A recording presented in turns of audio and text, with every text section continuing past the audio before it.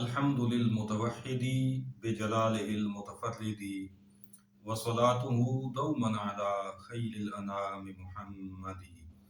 الصلاة والسلام عليك يا سيدي يا رسول الله وعلى آلك وأصحابك يا سيدي يا حبيب الله.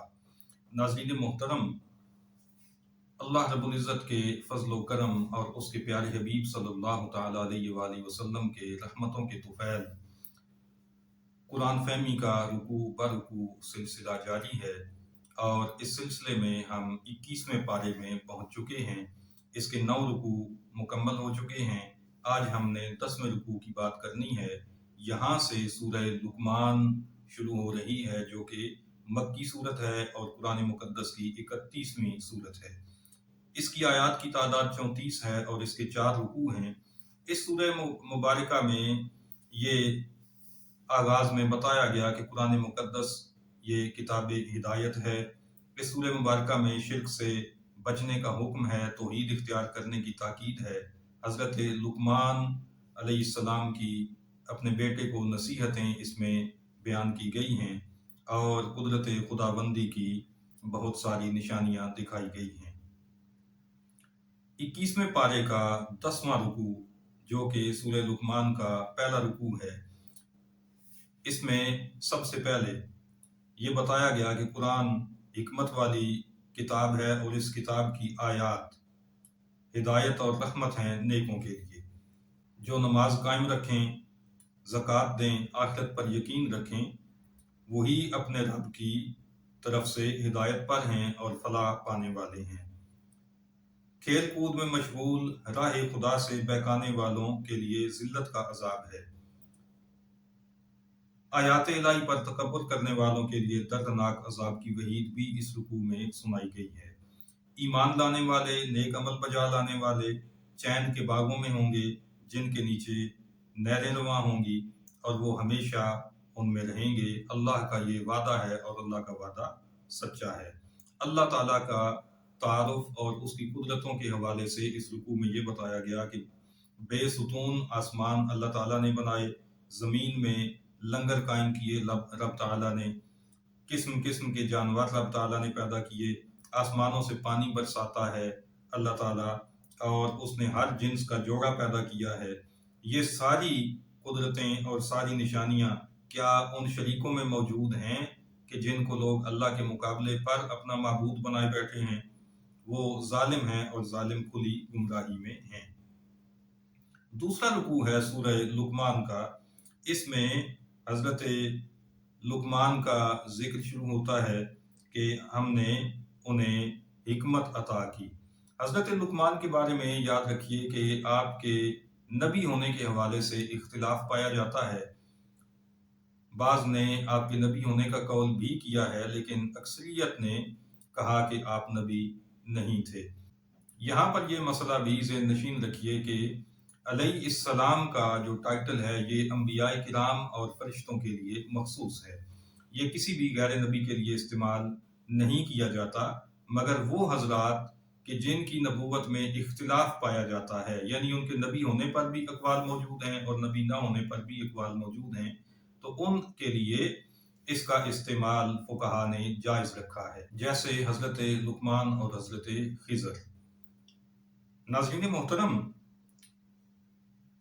اس رکوع میں رب تعالیٰ نے ارشاد فرمایا کہ ہم نے آدمی کو اس کے ماں باپ کے بارے میں تاکید فرمائی کہ ان کے ساتھ اچھا سلوک کیا جائے اور ان کا حق تسلیم کیا جائے، ان کا ساتھ دیا جائے، لیکن اگر وہ شرک کا حکم دیں تو پھر اس کو نہ مانا جائے۔ حضرت لقمان علیہ السلام کی اپنے بیٹے کو نصیحتیں اس رکوع میں بیان ہوئی ہیں۔ نمبر 1، کسی کو اللہ کا شریک نہ کرنا۔ نمبر 2، برائی رائی کے دانہ کے برابر بھی ہو اور کسی پتھر کی چٹان میں چھپی ہوئی ہو یا زمین و آسمان میں کہیں بھی ہو، اللہ اسے لے آئے گا قیامت کے دن انسان کے سامنے۔ نمبر 3، نماز قائم رکھو۔ نمبر 4، اچھی بات کا حکم دو۔ نمبر 5، برائی سے روکو۔ نمبر 6، مصیبت پر صبر کرو۔ نمبر 7، تکبر کی بجائے تواضع اختیار کرو۔ نمبر 8، زمین پر اترا کر نہ چلو۔ नंबर 9, म्याना चाल चलो। बहुत तेजी से चलना तकब्बुर है, और बहुत सुस्ती से चलना ये छिछोरापन कहलाता है। तो इसलिए म्याना चाल चलने का आपने हुक्म फरमाया है।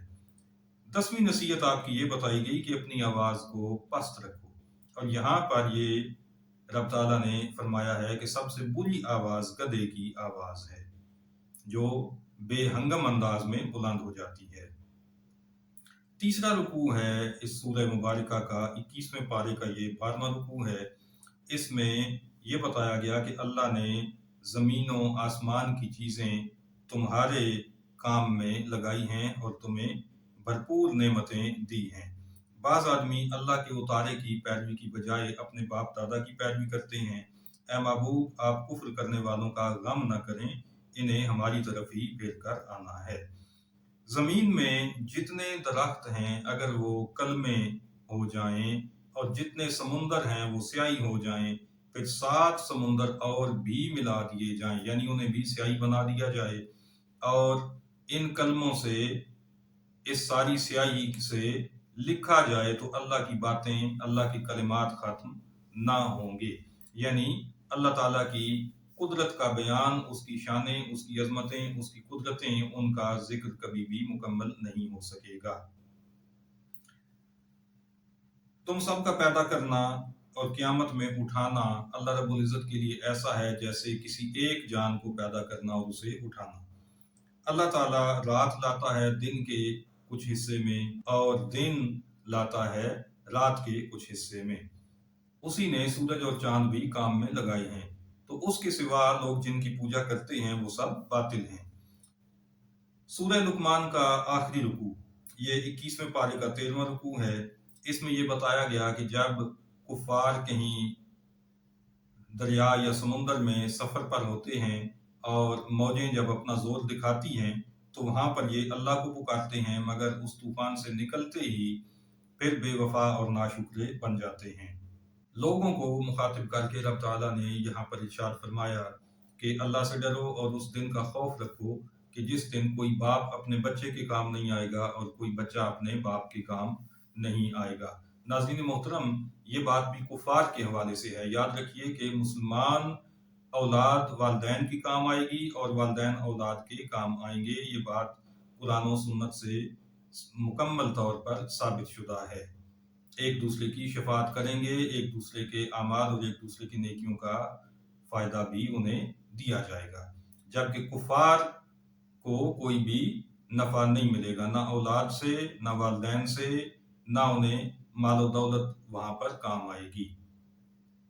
नाज़रीन मोहतरम, इस सूरह मुबारका की आखिरी यानी 34 नंबर आयत, इसको ज़रा तवज्जो से सुनिएगा। इरशाद रब्बानी है, इन्नल्लाह इंदहु इल्मुस्साअ, बेशक अल्लाह के पास है क़यामत का इल्म, व युनज़्ज़िलुल गैस, और वो बारिश बरसाता है, व यअलमु मा फिल अरहाम, और वो जानता है कि माँ के पेट में क्या है, व मा तदरी नफ्सुम माज़ा तक्सिबु गदा, कोई जान नहीं जानती कि वो कल क्या कमाएगी। वमा तदरी नफ्सुन बिअय्यि अर्दिन तमूत, और कोई जान नहीं जानती कि वो किस ज़मीन में मौत से हमकिनार होगी। इन्नल्लाह अलीमुन खबीर, बेशक अल्लाह इल्म वाला है और खबर देने वाला है। नाज़रीन मोहतरम, इस आये मुबारका को आये उलूम खमसा कहा जाता है। 5 उलूम के बयान पर मुश्तमिल आये मुबारका। इसे मुगीबात खमसा वाली आयत भी कहते हैं, 5 गैब की बातों का जिसमें जिक्र आया है। इस आये मुकद्दसा को सामने रखते हुए नजदियों ने ये नज़रिया इख्तियार किया है कि इल्म गैब अल्लाह ताला का खासा है और अल्लाह के सिवा किसी के पास भी गैब नहीं है। ख़ास तौर पर ये 5 बातें तो कोई भी नहीं जानता। क़यामत का इल्म किसी के पास नहीं, बारिश का इल्म किसी के पास नहीं, माँ के पेट में क्या है कोई नहीं जानता, इसी तरह से कोई कल क्या कमाएगा और किसी की मौत कहाँ पर होगी ये कोई भी नहीं जानता। तो इन चीज़ों का उन्होंने اللہ کے علاوہ باقیوں سے مکمل طور پر انکار کیا ہے۔ یہ ان کی نالائکی بھی ہے، ناسمجھی بھی ہے۔ اس آیت میں کوئی ایسا لفظ نہیں ہے جس سے یہ بات طے ہو جائے کہ ان کا علم اللہ نے کسی اور کو عطا نہیں فرمایا۔ یہاں یہ فرمایا ہے ان اللہ عندہ علم الساعہ، بے شک اللہ کے پاس ہے قیامت کا علم۔ اس میں یہ تو نہیں فرمایا کہ اللہ نے یہ علم اور کسی کو دیا بھی نہیں ہے۔ نبی کریم رؤوف الرحیم صلی اللہ تعالی علیہ وسلم سے جب جبریل امین نے قیامت کا وقت پوچھا تو آقا صلی اللہ علیہ وسلم نے بھی یہ نہیں فرمایا کہ میں نہیں جانتا، بلکہ فرمایا بتانے والا پوچھنے والے سے زیادہ نہیں جانتا۔ یعنی جو سائل ہے جبریل امین وہ بھی جانتا ہے قیامت کب آئے گی، اللہ نے اسے بھی علم دے رکھا ہے، اور جو مسئول ہے یعنی نبی کریم صلی اللہ علیہ وسلم خود آپ بھی جانتے ہیں کہ قیامت کب آئے گی، لیکن لوگوں پر اس کا وقت ظاہر کرنا مناسب نہیں تھا، اس لیے آپ نے اس کو آشکار نہیں کیا۔ جہاں تک بارش کا معاملہ ہے، آج تو ٹیکنالوجی یہاں تک آ چکی ہے کہ محکمہ موسمیات ہمیں ایک ایک چپے کے بارے میں بتا دیتا ہے کہ فلاں علاقے میں فلاں جگہ پر بارش ہوگی اور فلاں علاقے میں بارش نہیں ہوگی۔ تو یہاں تک جب بات پہنچ چکی ہے، سائنس نے اتنی ترقی کر لی، انسان کی مشینوں نے اتنی ترقی کر لی کہ وہ بارش کے بارے میں اتنی ایکوریسی کے ساتھ پیشن گوئی کر سکتے ہیں، تو اللہ کے نبی اور اللہ کے ولی اللہ کے دیے ہوئے علم سے کیوں نہیں اس بات کو جان سکتے؟ نبی کریم صلی اللہ تعالی علیہ وسلم نے اس حوالے سے بھی کئی بار ارشادات فرمائے ہیں جو کہ حدیث کی کتابوں میں موجود ہیں۔ ماں کے پیٹ میں کیا ہے اس کے بارے میں بھی آج تو الٹرا ساؤنڈ مشینیں بھی بتا دیتی ہیں کہ پیٹ میں بچہ ہے یا بچی ہے، تو پھر یہ کہنا کہ اللہ کے نبیوں اور ولیوں کو یہ علم نہیں ہے اور یہ علم اللہ کا خاصہ ہے، یہ اللہ نے کسی اور کو عطا ہی نہیں کیا، یہ بات بھی جہالت پر مبنی ہے۔ نبی کریم صلی اللہ تعالیٰ علیہ وسلم نے بھی اپنے غلاموں کو، اپنے صحابہ اور اہل بیت کو اس حوالے سے خبریں دی ہیں۔ یہ ساری احادیث فہم دین کے نام سے میرے کالم میں چھپ چکی ہیں، جو کہ ہفت روزہ چشم وطن میں شائع ہوتا رہا ہے۔ ناظرین محترم، جہاں تک اس بات کا تعلق ہے کہ کوئی جان کل کیا کمائے گی اور کسی کی موت کہاں پر ہوگی، اس حوالے سے بھی قرآن مجید نے یہاں سے علم کی نفی نہیں کی، بلکہ دونوں جگہ پہ تدری کا لفظ استعمال کیا ہے، ادراک کی نفی کی ہے۔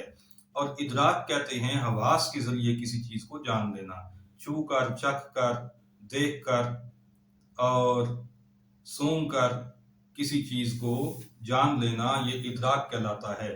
تو ان حواس خمسہ کے ذریعے کوئی نہیں جان سکتا کہ وہ کل کیا کرے گا اور اس کی موت کب ہوگی یا کس زمین میں ہوگی۔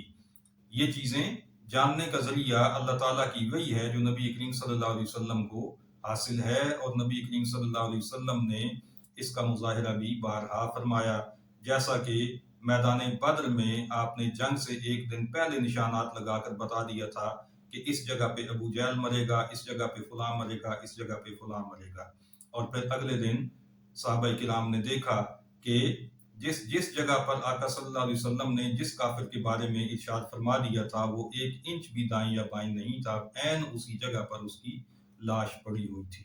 سب سے بڑی ناسمجھی اور بے وقوفی ان نجدیوں کی یہ ہے کہ یہ قرآن مجید میں غور نہیں کرتے۔